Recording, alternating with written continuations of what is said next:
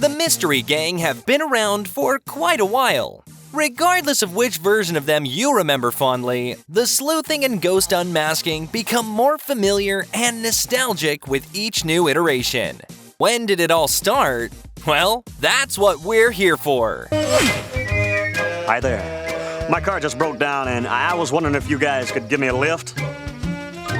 Welcome to The Rewind. This is the complete history of Scooby-Doo. Before we begin, make sure to give this video a like and hit that subscribe button for good luck. Look! The coffin is open and empty. Sure looks old. Creation and development. In 1968, Fred Silverman, executive in charge of children's programming for the CBS network, was looking for a show that would revitalize his Saturday morning lineup and please the watchdog groups at the same time. The result was The Archie Show, based upon Bob Montana's teenage humor comic book Archie. Silverman was eager to expand upon this success and contacted producers William Hanna and Joseph Barbera about possibly creating another show based around a teenage rock group, but with an extra element. The kids would solve mysteries in between their gigs. Their original concept of the show bore the title Mysteries 5 and featured 5 teens and their dog, Too Much, who were all in a band called the Mysteries 5. When the Mysteries 5 weren't performing at gigs, they were out solving spooky mysteries involving ghosts, zombies, and other supernatural creatures. By the time the show was ready for presentation by Silverman, a few more things had changed. Silverman, not being very fond of the name Mysteries 5, had rechristened the show Who's Scared.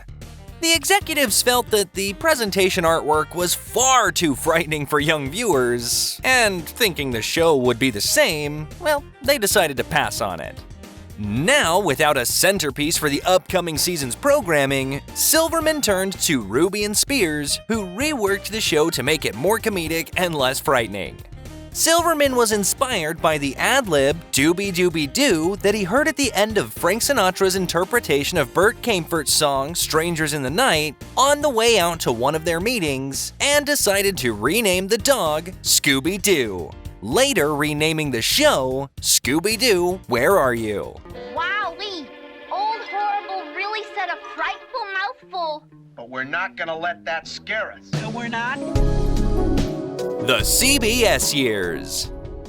Scooby-Doo, Where Are You? Made its CBS network debut on Saturday, September 13th, 1969, with its first episode, What a Night for a Night.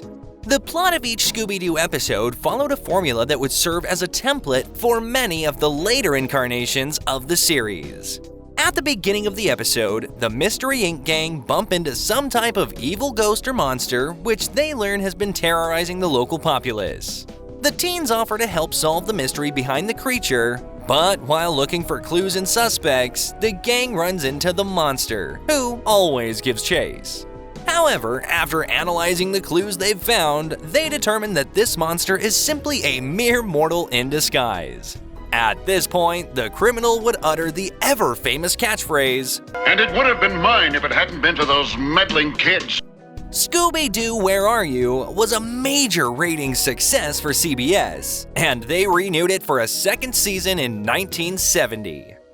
In 1972, after 25 half-hour episodes, the program was doubled to a full hour and called The New Scooby-Doo Movies, each episode of which featured a different guest star helping the gang solve mysteries. Like Batman just told us to get a milkshake. I think we should listen. Yeah, to the malt shop. The ABC Years. On ABC, the show went through almost yearly format changes. For their 1976 to 1977 season, new episodes of Scooby-Doo were joined with a new HB show, Dino Mutt Dog Wonder, to create the Scooby-Doo Dino Mutt Hour. New Scooby-Doo episodes in the original Scooby-Doo Where Are You format were produced for each of these 3 seasons. In 1979, Scooby's tiny nephew Scrappy-Doo was added to both the series and the billing in an attempt to boost Scooby-Doo's slipping ratings. The 1979-1980 episodes, aired under the title Scooby-Doo and Scrappy-Doo, succeeded in regenerating interest in the show, and as a result, the entire show was overhauled in 1980 to focus on Scrappy-Doo.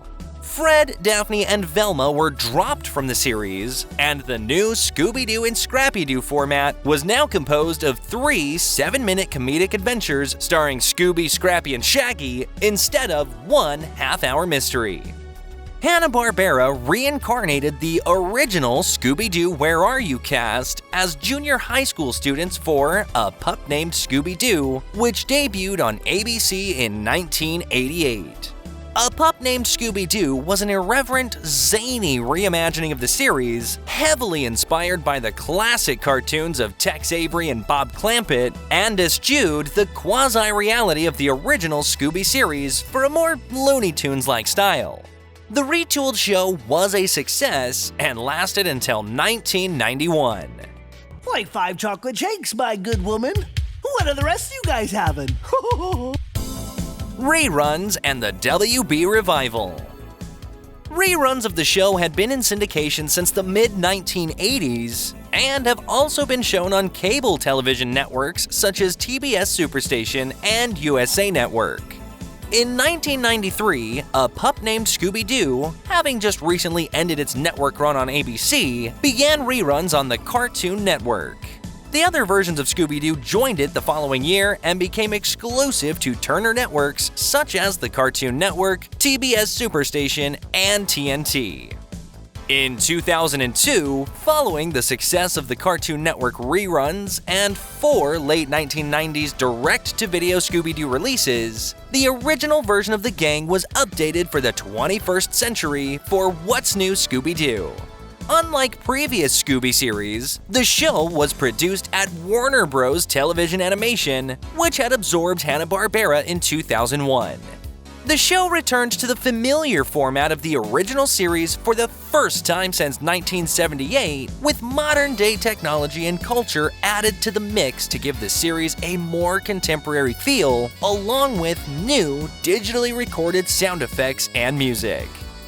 After 3 seasons, What's New Scooby-Doo was replaced in September of 2006 with Shaggy and Scooby-Doo Get a Clue, a major revamping of the series which debuted on the CW's Kids WB Saturday morning programming block. Scooby-Doo Mystery Incorporated premiered April 5, 2010 with Matthew Lillard, the actor who played Shaggy in the live-action theatrical films, replacing Kasem as the voice of Shaggy, though Casey Kasem performs the voice of Shaggy's father on the show. The rest of the voice cast was retained from What's New Scooby-Doo.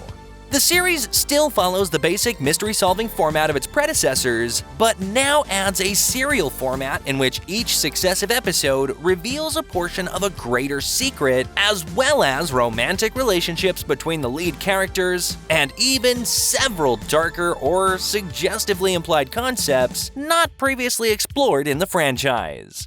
Episodes are presented as numbered chapters, and serious subject matters, such as actual permanent deaths, do occur. Be Cool, Scooby-Doo first aired on Cartoon Network on October 5, 2015. In this show, the Scooby-Doo gang decide to travel during their last summer break together, encountering havoc-wreaking monsters along the way. Described as having a more comedic tone than its previous incarnation, this show employs character traits from the original 1969 series on top of redesigned character models. Scooby-Doo and Guess Who is the 13th television series in the Scooby-Doo franchise, and it's a more modern version of the new Scooby-Doo movies, focusing on the Mystery Inc. gang as they solve mysteries while encountering and being assisted by various celebrities and fictional characters. However, the very last iteration of the show was probably the most divisive spin-off in history, being the Velma series. Velma is an adult animated comedy series on HBO Max that tells the origin story of Velma Dinkley, a member of the Mystery Inc. gang. The series is an alternate universe version of Scooby-Doo that focuses on Velma's search for her missing mother and the murders of local teenage girls. Now, this series is darker than other Scooby-Doo adaptations, with higher stakes and a focus on solving a mystery. The race swaps were a big concern for viewers, but the core Scooby-Doo elements were still intact. Yeah, I know I've been MIA, but look. Ow! What the hell, Fred? Go to Fogfest with me, please. That's gonna be it, folks. What did you think of our list? Before you leave, don't forget to give this video a like and leave your thoughts in the comments down below. Check out these other videos from The Rewind, and don't forget to subscribe and hit that bell icon so you don't miss any of our future uploads.